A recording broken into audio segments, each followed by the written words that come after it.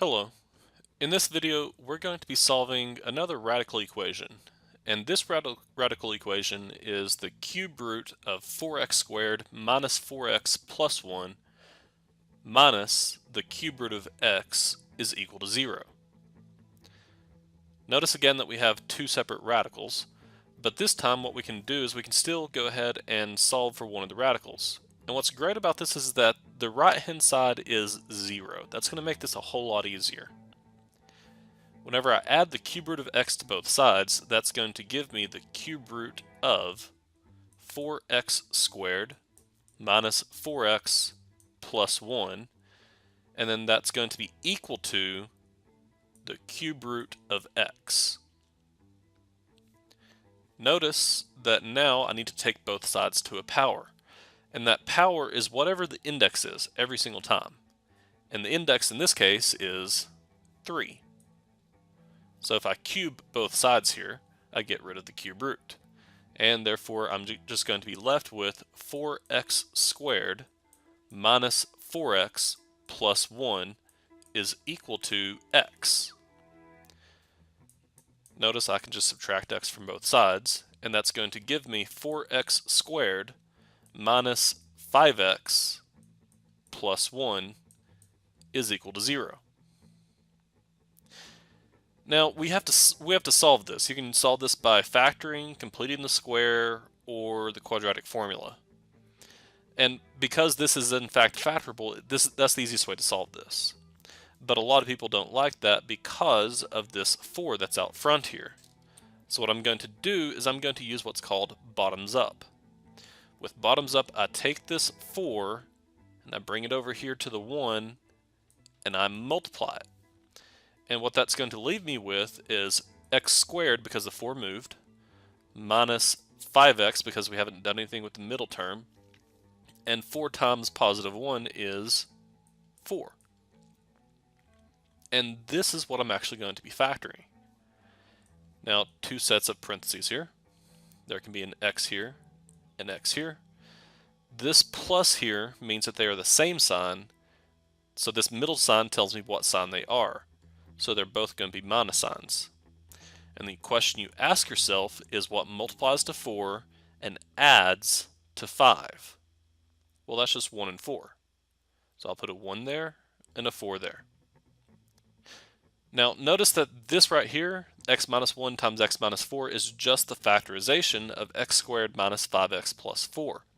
It is not the factorization of 4x squared minus 5x plus 1. But because this last term was multiplied by 4, I'm going to be dividing both of these terms by 4 as well. And I'm going to simplify, and that's going to give me x minus 1/4 times x minus 1. And when you have a fraction, and because there's a number out front here, you will always have a fraction here. The name bottoms up is where this comes in. When you have a bottom number, it goes up in front of the variable within that factor. Therefore, the factorization of 4x squared minus 5x plus 1 is 4x minus 1 times x minus 1. And that's going to give you 0. Now, yes, you didn't have to go through this bottoms up method. There's no reason that you have to do so. I'm just saying that a lot of people have trouble factoring something like this. And the reason for that is because of this leading coefficient. Now, in this case, it actually really wasn't all that necessary because there was a 1 right here, and the only way to get a 1 when multiplying is to have a 1 and a 1. And again, same sign, that's what sign they are, they're both minus. And then you could have just simply easily guessed and checked 4 and 1 or 2 and 2, and just to see what you get. Okay, so we have 4x minus 1 times x minus 1 equals 0. That means that we can use the zero factor property, making this 4x minus 1 equals 0 and x minus 1 equals 0.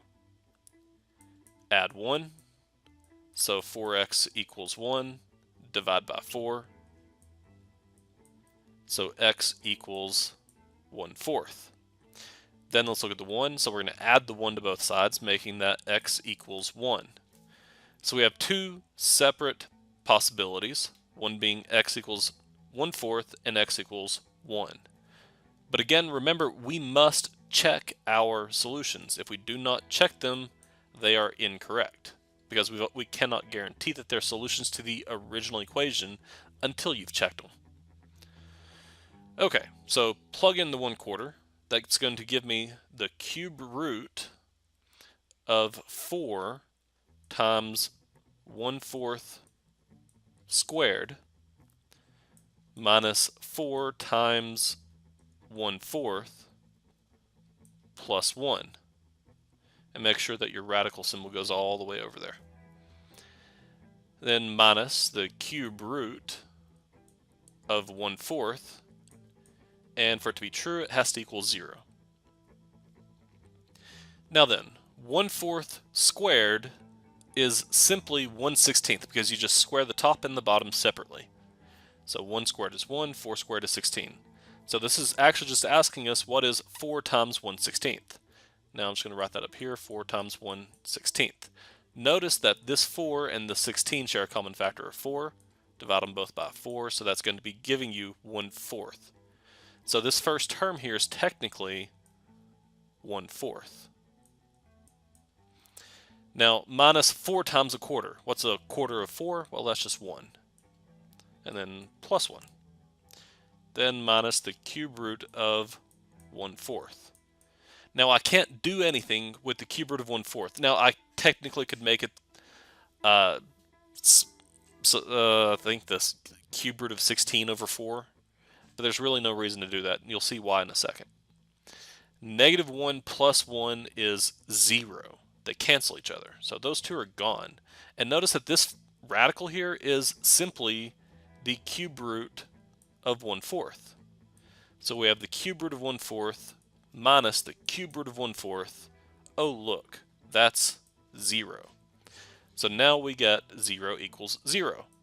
Fantastic, that checks out. That means that 1/4 is in fact a solution to the original equation. Now I need to check 1. And to do so, I need a little bit more space, so I'll scroll down here. Now checking 1, and you can see where I plugged in the 1/4 up here, and that's just where the x's are in the original equation. So we get the cube root of 4 times 1 squared minus 4 times 1 plus 1 minus the cube root of 1 is equal to 0. What's 1 squared? Well, that's 1. 1 times 4 is 4. And then 4 times 1 again is 4. So this is just 4 minus 4. Oh, look, those two cancel each other. So I'm left with the cube root of 1. And the cube root of 1 is just 1. Minus the cube root of 1 again is 1. 1 minus 1 is 0. Oh, fantastic. 0 equals 0. That means that both 1/4 and 1 are in fact solutions to the original equation. Therefore, your solution set is 1/4 and 1. There you go. Alrighty, well, I will see you all in the next video.